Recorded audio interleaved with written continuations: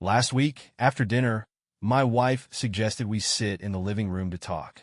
There was a certain edge in her voice that told me this wasn't going to be a casual chat. "Ethan," she started, looking straight at me. "You're going to find out sooner or later, so I might as well be the one to tell you."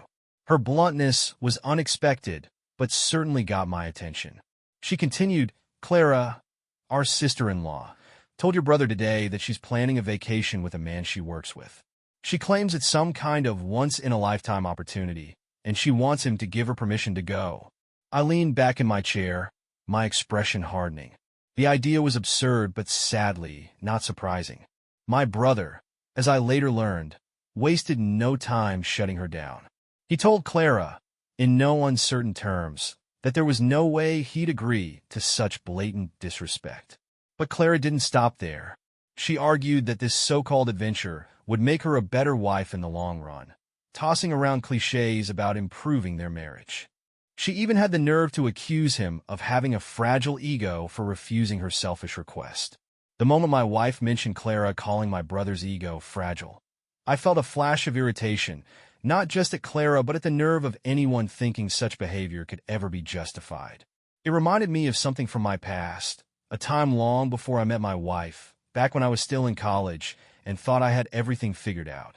My name is Ethan Handel, no connection to the famous composer, though I share his passion for music. At the time, I wasn't pursuing a traditional degree. My focus was on courses that aligned with my music career, which I was already building piece by piece. I wasn't interested in chasing fame, but I had a plan and the discipline to follow through. Back then, my life was structured around a series of gigs and commitments. Every Sunday, I played for two churches, one traditional, where I performed hymns on the organ, and the other more modern, where I played keyboard for a Christian rock band. During the week, I worked as an accompanist for both choirs and individual music students. It wasn't a full-time job, but at $25 an hour, I was doing well for someone in their early 20s. I supplemented that income with performances at senior living communities, where I played piano and bassoon for attentive audiences. These gigs didn't come with fixed fees, but I earned more than enough from tips and the CDs I sold at the end of each performance. Producing those CDs became a profitable side hustle. I recorded hundreds of pieces in my home studio, solo piano arrangements and orchestral synthesizer compositions, and sold them for $10 a piece, even though they only cost me about 50 cents to make. Every 3 months, I'd release a new collection, and my regulars were always eager to buy the latest recordings. But let's move on to how I met the woman I once thought would be my one and only. It happened during a college orchestra performance. I was playing the bassoon for a piece composed by one of the faculty, Dr. Colson. The piece was experimental, the kind of thing that would only be performed once and then forgotten. After finishing my part with the bassoon, I switched to the piano, stepping in as the accompanist for the orchestra's practice sessions. The real performance would feature a semi-famous pianist brought in from out of town, but I handled the rehearsals with ease. Following a conductor's lead was second nature to me by then. When the concert day arrived, everything went flawlessly. Dr. Colson's composition was performed, likely for the first and last time, and I left the stage feeling accomplished but unaffected. It was just another job well done. The original composition we performed wasn't terrible, but it lacked the kind of memorable melody that leaves a lasting impression. What truly stood out that night was the guest pianist's rendition of the Grieg Piano Concerto. His technique was undeniably brilliant, and his interpretation was refined, but his timing with the orchestra was slightly off at moments. It was clear he wasn't accustomed to following a conductor, likely due to spending most of his career as a soloist. It wasn't disastrous, but even the audience could sense the occasional disconnect. Interestingly, the conductor had asked me to stay backstage with my copy of the concerto during the performance. Officially, he claimed he wanted me to write a critique of the evening, but I had my suspicions. Perhaps he was worried that the guest pianist might falter and wanted me ready to step in at a moment's notice. Thankfully, the performance went smoothly enough, and no such intervention was needed. Afterward, I was invited to the post-concert reception at the college president's mansion. It was there that Jane, the concert mistress and first-chair violinist, approached me. To be honest, I never thought Jane even knew who I was. She was a strikingly beautiful redhead with piercing blue eyes and a graceful figure. Beyond her looks, she was an exceptional musician, destined to play in the first-chair section of a major orchestra. She had no reason to need my services as an accompanist. Her renowned violin teacher usually filled that role. Honestly, Jane said, flashing me a confident smile, we would have been better off if you had played the concerto instead of that guy. Her directness caught me off guard. Well, he's talented, no doubt about that, I replied. He just needs more experience working with a conductor and a full orchestra. Playing solo for years is a different skill altogether. Jane tilted her head thoughtfully. That's very diplomatic of you, but I think the school could have saved money and had a better concert with you on stage. She laughed lightly, her confidence infectious. We ended up talking for the rest of the evening. Other men from the orchestra tried to approach her, hoping to catch her attention, but she skillfully dismissed their attempts without breaking our conversation. After the reception wound down, Jane and I walked to one of the 24-hour cafes near campus, a spot we both frequented. From that night onward, we were inseparable. Jane wasn't just beautiful and talented. She was ambitious, intelligent, and fiercely independent. As we grew closer, she became an integral part of my life. She joined me on my circuit of performances, her violin complementing my piano or synthesizer perfectly. We started recording duets in my home studio, producing CDs together that we sold at gigs.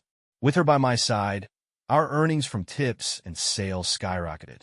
We even began receiving invitations to perform at private events and parties, opportunities one hadn't pursued before. We were more than partners in music. We were a team in every way. Jane brought out the best in me, not just as a musician, but as a man. Together, we worked hard, played harder, and made something of ourselves. But then came the night that changed everything. Jane asked me to meet her at one of our favorite pizza places, a spot we had visited countless times before. After we finished eating, she leaned forward, took my hands in hers, and gave me a look that felt heavier than any conversation we'd ever had. Her tone was calm, almost rehearsed. "Ethan, I need to talk to you about something," she began. "I want us to be open with each other, and I think we'll be stronger for it." I raised an eyebrow, not entirely sure where this was going. "Okay, what's on your mind?" Jane hesitated for a moment before continuing. "I love you, Ethan. You're everything to me. But I think I need some time to explore other people. It's not about us, really. It's about me. This will make us even stronger, I promise." Her words hit me like a slap. She wasn't breaking up with me, she claimed, just asking for space to see other men. The audacity of her request didn't sit well with me, but I stayed calm. "Jane, if you're seeing other people, then we're no longer a couple. Relationships don't work that way." She tried to persuade me, making her pitch sound as if it were some noble endeavor. In her mind, I was supposed to wait around while she tested the waters with other men, all the while remaining loyal and patient. But I wasn't that kind of man, and I wasn't going to sit idly by while she dismantled the trust we'd built. At some point, the discussion shifted into her dictating what was going to happen, as if my agreement wasn't required. I cut her off sharply. "No, Jane. If this is what you want, then we're done.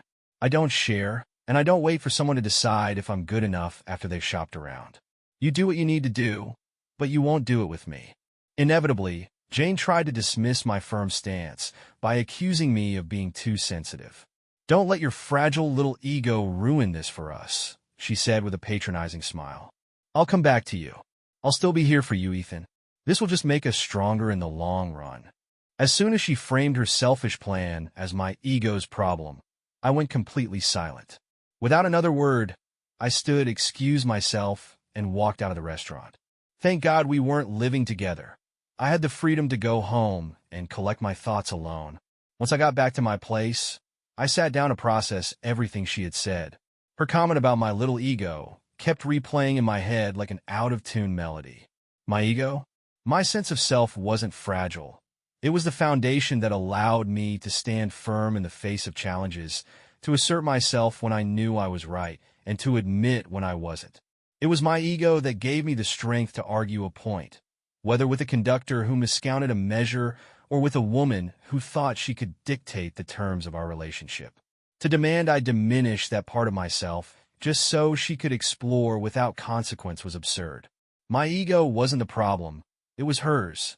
Why should I accept her tearing down my sense of self just so she could boost hers? That wasn't love or partnership. It was selfishness. By the time I went to bed, Jane had already called several times. I didn't answer. My answering machine was set to low volume, something I did to avoid interruptions during lessons, so I didn't bother listening to her messages. Whatever she had to say didn't matter anymore. Whether or not she had already started seeing someone else was irrelevant. The only thing that mattered to me now was moving forward. The next morning, my focus shifted to practical matters. Jane had been part of my musical performances, and with a new round of recitals for senior communities coming up in a few weeks, I needed to find a replacement quickly. Jane was talented, no doubt, but she wasn't irreplaceable. My first thought was Monique, a flutist I had worked with before. She was skilled, reliable, and always looking for opportunities to make money, just like me. I called her that morning, and to my relief, she picked up. Monique, it's Ethan, I began. I've got a potential gig lined up. Are you interested? She listened as I explained my plan. 2 or 3 small recitals a week for about 8 weeks, followed by a break and a new repertoire for the next cycle. I outlined the financial details, offering her a share of the CD sales and tips from the performances, though I made it clear I'd be taking a larger portion. After all, I was the one handling the technical aspects, recording, producing the CDs, arranging the music, and booking the venues. Monique seemed intrigued, and we agreed to meet at a nearby cafe to discuss the details. The cafe, popular among music majors, was quiet when we arrived, and we found a table before the lunch rush began.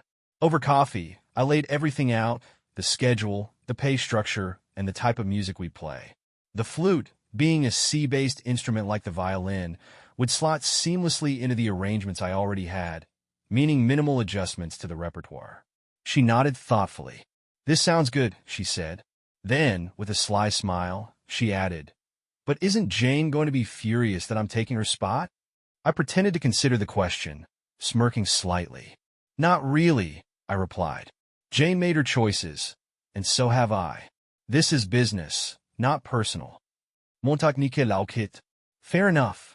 When do we start? I chuckled, brushing off Monique's question about Jane. "Look," I said, "musicians swap partners in their groups all the time. Bands rotate members, orchestras bring in substitutes, and even solo acts change their sound now and then. This isn't any different." Whether she completely bought my reasoning or not, Monique let it drop.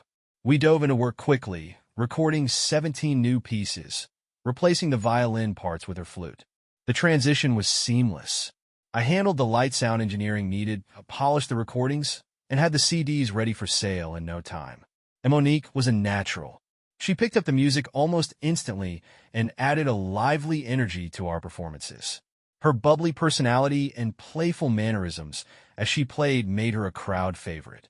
She had the audience eating out of the palm of her hand, so to speak. In case you're wondering, there was nothing romantic between Monique and me. She had a boyfriend, a decent guy who played trumpet, and he was at nearly every performance, watching her with pride. Later, I even collaborated with him, arranging several pieces for trumpet and other instruments. We recorded 2 CDs together and played a few gigs, splitting the proceeds similarly to how I worked with Monique. After only a few performances at my usual senior living venues, the new setup was running like a well-oiled machine. But after one such performance, while I was packing up my equipment, I spotted Jane standing in the back of the room, arms crossed and an unmistakable look of irritation on her face. "Well," she said, her tone sharp but not quite angry, "I see it didn't take you long to replace me." I set my keyboard case down deliberately and met her gaze. "Hello, Jane," I replied evenly. Her statement was clearly rhetorical, so I didn't bother with a direct answer. "Did you enjoy the performance?" I asked instead. "It was fine," she said curtly. Then, after a pause, she added, "But we need to talk." I glanced around the room. "Not here," I said lightly. "Let's go somewhere more appropriate than the lobby of a retirement community." She gave a tight-lipped nod. "Fine," she said, though her tone suggested it was anything but fine. We both drove to a nearby cafe, one I often visited. It wasn't part of a big chain, thankfully. They roasted their beans on site, and the coffee always tasted fresher than the mass-produced stuff. I ordered my usual, a black medium roast, and paid for her chai latte as well. I figured it would be the last thing I'd ever buy her, and I didn't mind indulging in a bit of finality. Once we were seated, I wasted no time. "So, Jane," I began, taking a sip of my coffee. "What's on your mind?" She didn't beat around the bush. "You didn't waste any time replacing me, did you? Since you walked out in the middle of our last conversation, you've completely ghosted me and moved on like I never existed. You've already found someone new to fill my spot, maybe even your bed." I laughed, not out of amusement, but disbelief. "Projection much, Jane?" I leaned back in my chair, crossing my arms. "First of all, Monique isn't my girlfriend. If you'd been paying attention earlier, you'd have seen her boyfriend putting his arm around her as they left. They walked right past you, less than 10 feet away." Her face flushed slightly, but she didn't respond. I continued, my tone calm but firm. "As for the music, substituting a flute for a violin isn't a huge adjustment. They're both C instruments and the ranges are similar. I didn't feel the need to consult you because, frankly, there was no reason to. You made it clear where we stood when you told me you wanted to explore other men." Her voice rose slightly as she retorted, "I don't care about the music or the money. I care about us." I raised an eyebrow. "Us?" "Jane, I told you exactly how I felt back then. The moment you decided to go out with other men, there was no more us. It became you and me, separately. That's what you wanted, isn't it? The freedom to do as you pleased?" She hesitated, her mouth opening slightly as though to speak, but she stopped herself. Finally, I asked, "Tell me, Jane, did you ever go out with a man, or men, you were so eager to explore?" Jane didn't answer my question, her eyes firmly fixed on the table between us. The silence stretched on, but her body language spoke volumes. Her avoidance was all the answer I needed. "All right," I said, leaning back in my chair, crossing my arms. "If you're not going to explain, why are we even having this conversation?" My voice was even, but there was a deliberate edge to it. I wasn't interested in dragging this out. She finally spoke, her tone measured but faintly defensive. "Just because I wanted to satisfy my curiosity doesn't mean we need to split up," she said. "We've been good together, Ethan. I know your ego might be bruised because I didn't want us to be exclusive, but that doesn't mean our relationship is over." I almost laughed aloud at her audacity. "So let me get this straight," I said, a smirk forming. "You think you can waltz back in here, after all this, and expect me to just play along? Today, you're going with the forgiveness is easier than permission strategy." Huh. She didn't respond, but I noticed her shifting uncomfortably in her chair. I took a slow sip of my coffee, savoring the quiet before I responded. "Jane," I began, my tone calm but laced with steel, "I spent a lot of time thinking after you laid your little plan out for me during our last conversation. You might have thought it was clever, but it wasn't. Intentions don't mean much. It's actions that tell the truth. Economists call it revealed preferences. What you do shows what you value. And your actions? They revealed everything." Her face reddened slightly, but I wasn't going to let her interrupt. "The problem isn't that my ego is too fragile, Jane. It's that your ego is enormous, bloated, and completely self-centered. You assumed I'd sit there and accept whatever crumbs of loyalty you decided to toss my way. You thought I'd stay, cowed and waiting, while you went out to explore. But that's not how this works." She opened her mouth to reply, but I cut her off with a raised hand. "In truth, I spoiled you," I continued, leaning forward slightly. "I gave you more than you earned, my affection, my trust, and the benefits of my hard work. You're talented, sure, but talent isn't rare. You weren't in my life because you're a good violinist. You were there because I thought you could be a true partner, someone I could share my life with." Her hands clenched into fists, but she said nothing. "But the moment you sat me down and treated me like a child who'd quietly endure your selfish decisions, that's when you overplayed your hand. And here's the conclusion I came to. I'm a better person than you. I'm more loyal, more considerate, and a musician just as good as you, if not better, because I'm versatile. And I realized I'm better off without you." I let the words hang in the air before delivering the final blow. "You may be beautiful on the outside, Jane, but inside, not so much." Her wince told me the words hit home, but I wasn't finished. Oh, and just so you know, your violin teacher, Madam Kim, approached me recently. She asked to collaborate on some recordings of her favorite pieces. We'll probably do it once my schedule clears. At the mention of Madam Kim, Jane's composure cracked. Her eyes filled with tears, and she began to tremble. But before she could burst into full-blown crying, the cafe door swung open with a loud clang. The sound pulled us both out of the moment. I turned to see who had entered. To my shock, it was Lucas, the trumpet player who had been dating Monique. His eyes darted around the cafe until they landed on me and Jane. His face was pale, his expression a mix of anger and desperation. "Ethan," he said, his voice tight, "we need to talk. Now." "Lucas," I said, confused. "What's going on?" He hesitated, then glanced at Jane before blurting out, "And Monique's missing. She was supposed to meet me after her gig last night, but she never showed up. Her phone's off and no one's seen her since."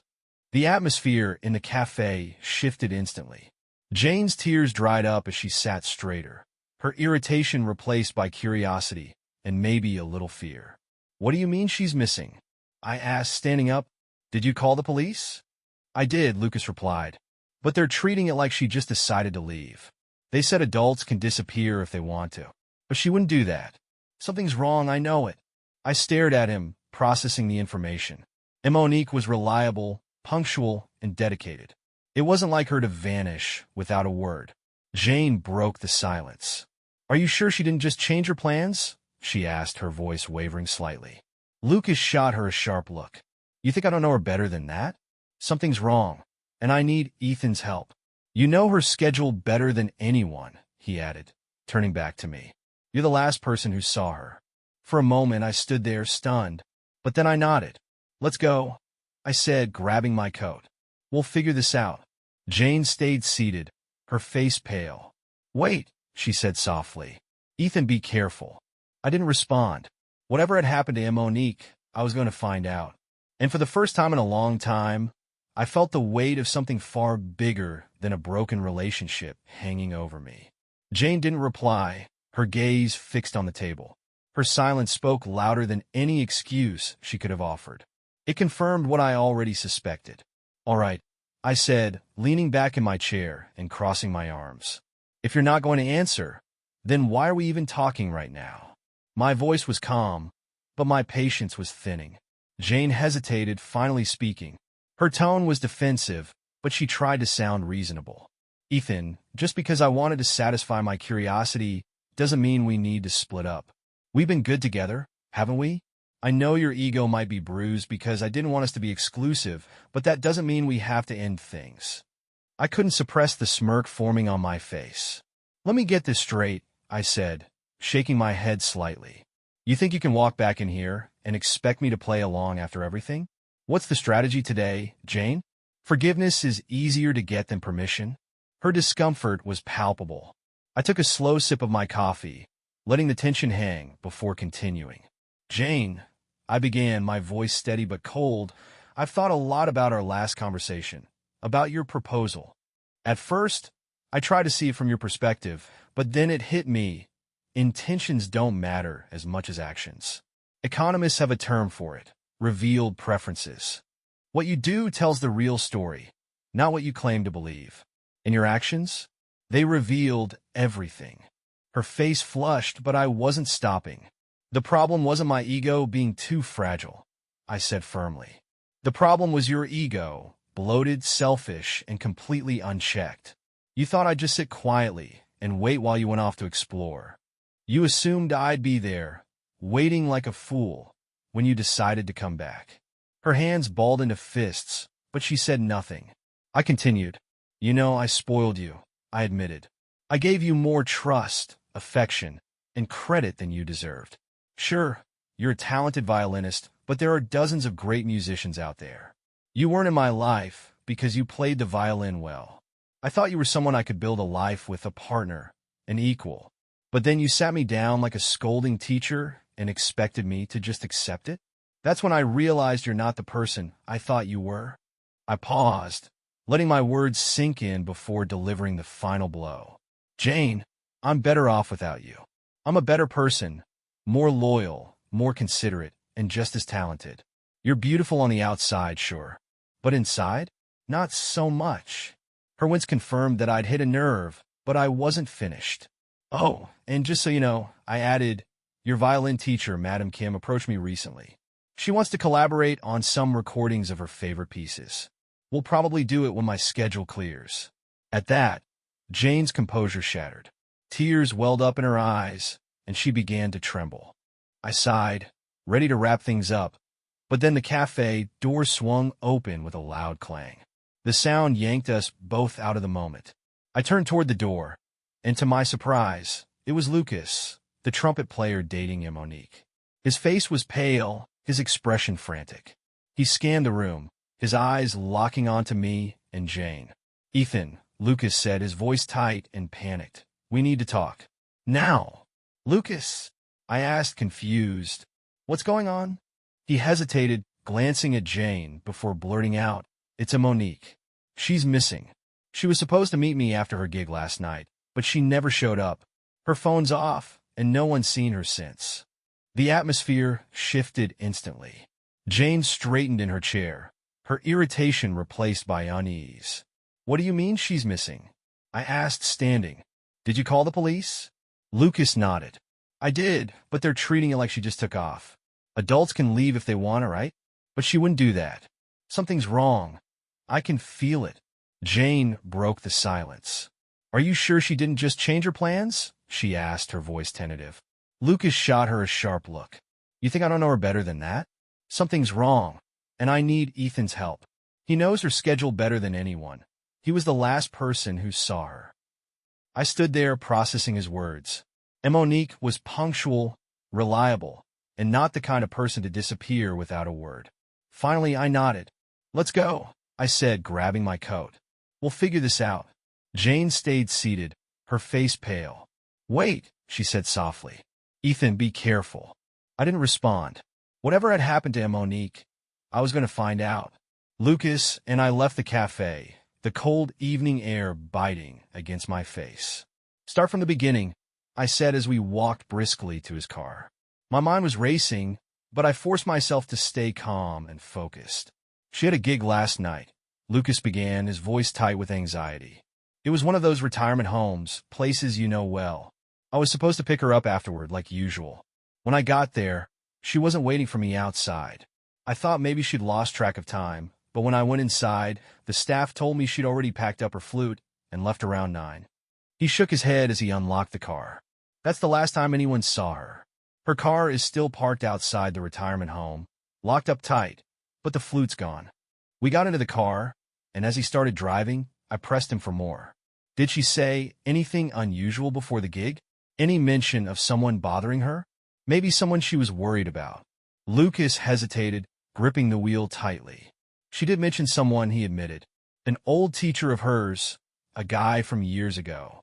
She said he'd been reaching out to her recently, sending her messages.